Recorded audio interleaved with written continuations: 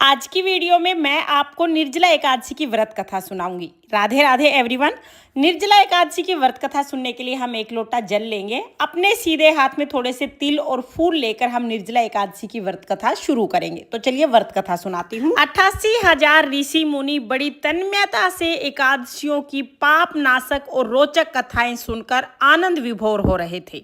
अब सबने जेठ मास के शुक्ल पक्ष की एकादशी की कथा सुनने की इच्छा व्यक्त की। तब श्री सूत जी बोले, एक बार भीमसेन व्यास जी से बोले, हे पितामह, भ्राता युधिष्ठिर, माता कुंती, द्रौपदी, नकुल, सहदेव, अर्जुन आदि सभी एकादशी का व्रत करते हैं और मुझे भी एकादशी के दिन अन्न खाने से मना करते हैं।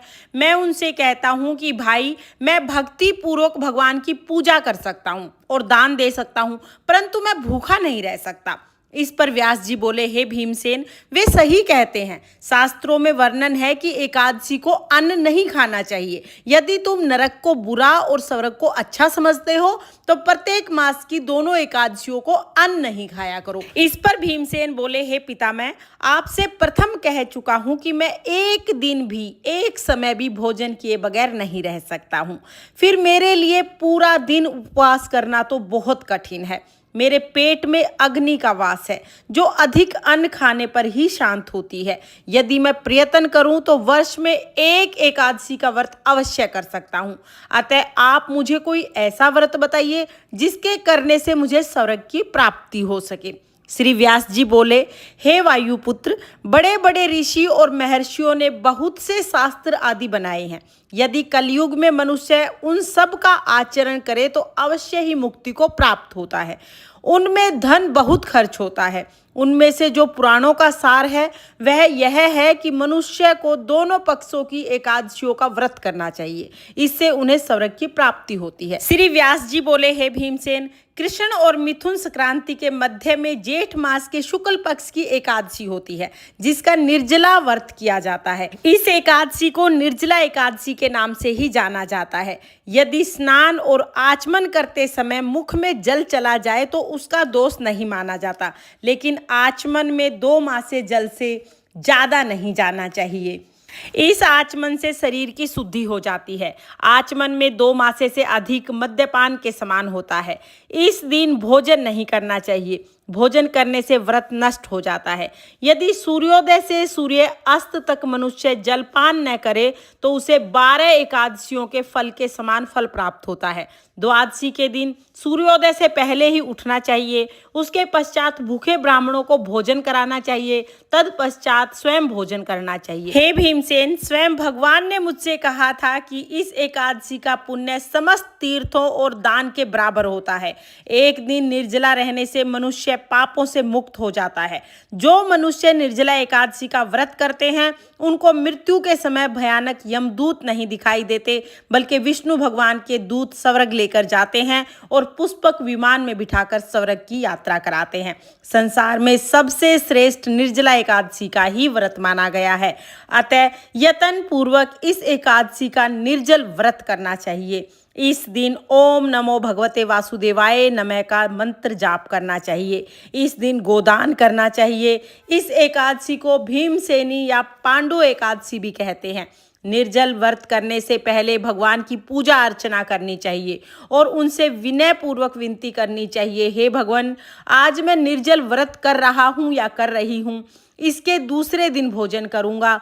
मैं इस व्रत को श्रद्धा पूर्वक करूँगा। मेरे सब पाप नष्ट हो जाएं। इस दिन जल से भरा हुआ घड़ा वस्त्र चढ़ाकर दान देना चाहिए। किसी सुपात्र को ही ये दान दिया जाना चाहिए। जो मनुष्य इस व्रत के अंतराल में स्नान, तप आदि करते हैं उनको करोड़ों पल स्वर्ण दान करने के समान फल मिलता है। जो मनुष्य इस दिन यज्ञ होम आदि करते हैं उनका फल वर्णन नहीं किया जा सकता। इस निर्जला एकादशी के व्रत से मनुष्य विष्णु लोक को प्राप्त करता है। जो मनुष्य इस दिन अन्न खाते हैं उनको चांडाल समझा जाता है। वे अंत में नरक को जाते हैं। ब्रह्म हत्यारे, मद्यपान करने वाले, चोरी करने वाले, गुरु से द्वेष रखने वाले, असत्य बोलने वाले भी इस व्रत को करने से स्वर्ग चले जाते हैं।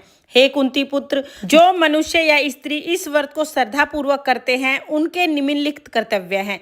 उन्हें सर्वप्रथम भगवान विष्णु की पूजा करनी चाहिए, तत्पश्चात गोदान करना चाहिए, उस दिन ब्राह्मणों को दक्षिणा देनी चाहिए, मिष्ठान आदि ब्राह्मणों को देना चाहिए। निर्जला एकादशी के दिन अन्न, वस्त्र और छत्र का भी दान करना चाहिए। जो मनुष्य निर्जला एकादशी की व्रत कथा को प्रेम पूर्वक सुनते और पढ़ते हैं वो भी स्वर्ग के अधिकारी हो जाते हैं। व्यास जी के कहे अनुसार भीमसेन ने बड़े साहस के साथ निर्जला एकादशी का व्रत किया, जिसके परिणाम स्वरूप प्रातः होते होते भीमसेन संज्ञाहीन हो गए।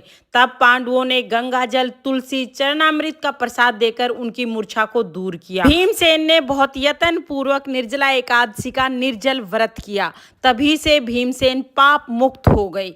तब से इस एकादशी को भीमसेन एकादशी के नाम से भी जाना जाने लगा। हे ग्यारस माता, जैसे आपने भीमसेन को पाप मुक्त किया, वैसे ही इस कथा को कहते सुनते हुकारा भरते सबके सब पाप दोष नष्ट कर देना और सबकी मनोकामनाएं पूर्ण करना। ये थी निर्जला एकादशी की व्रत कथा। इसके बाद हम एक गणेश जी की भी कहानी जरूर सुनेंगे। तो चलिए अब मैं आपको गणेश जी की कहानी सुना देती हूँ। एक बार एक गाँव में एक बुढ़िया रहती थी। बुढ़िया रोजाना मिट्टी के गणेश जी बनाती, रोजाना गल जाते। अब बुढ़िया के घर के सामने एक सेठ की हवेली बन रही थी। बुढ़िया जाके कारीगर से बोली, कारीगर भाई मेरे लिए पत्थर के गणेश जी बना दो। कारीगर ने कहा, बूढ़ी माई, जब तक हम आपके गणेश जी बनाएंगे तब तक तो हमारी दीवार बन जाएगी, हमारे पास समय नहीं है, आप किसी और से बनवा लें। बुढ़िया को बहुत बुरा लगा। बुढ़िया ने मन में सोचा, भगवान करे तुम्हारी दीवार टेढ़ी हो जाए। अब गणेश जी तो सुन ही रहे थे। जैसे ही कारीगर दीवार बनाए, दीवार टेढ़ी हो जाए, फिर दीवार को गिराना पड़े, फिर बनाए, फिर टेढ़ी हो जाए, फिर गिराना पड़े। ऐसे ही दीवार को बनाते गिराते सुबह से शाम हो गई। शाम को सेठ जी घर आए। सेठ जी ने कहा, आज कोई काम नहीं हुआ है?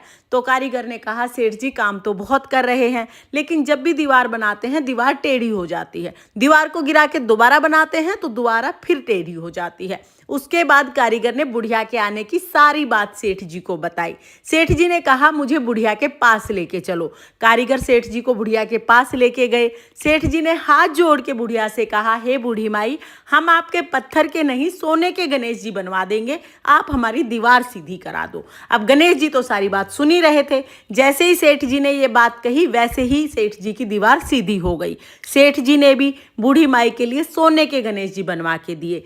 हे गणेश जी महाराज, जैसे आपने सेठ की दीवार सीधी की, वैसे ही सबके सब काम सीधे करना, और जैसे आपने बुढ़िया की मनोकामना पूरी की, वैसे ही सबकी सब मनोकामनाएं पूर्ण करना। ये थी गणेश जी की कथा। इस तरह से हमारी निर्जला एकादशी की व्रत कथा पूर्ण होती है। कथा पूर्ण होने के बाद जो हमने अपने हाथ में फूल और तिल लिए हैं, ये हम श्री हरि विष्णु भगवान के चरणों में समर्पित करेंगे। थोड़े से तिल हम दिए में भी डाल देंगे, क्योंकि जितने तिल चटकते हैं उतने ही हमारे पाप, हमारे दोष नष्ट होते हैं, और बाकी तिल हम जल के लोटे में डाल देंगे। तो इस तरह से हमारी कथा पूर्ण हो जाएगी। फ्रेंड्स, आपको निर्जला एकादशी की व्रत कथा कैसी लगी कमेंट करके जरूर बताना। और अगर ये वीडियो आपको पसंद आई हो, वीडियो आपके लिए थोड़ी बहुत भी यूजफुल हो, तो प्लीज़ वीडियो को लाइक कर देना और चैनल को सब्सक्राइब कर लेना। फिर मिलते हैं किसी और वीडियो में। तब तक के लिए जय श्री कृष्णा, राधे राधे।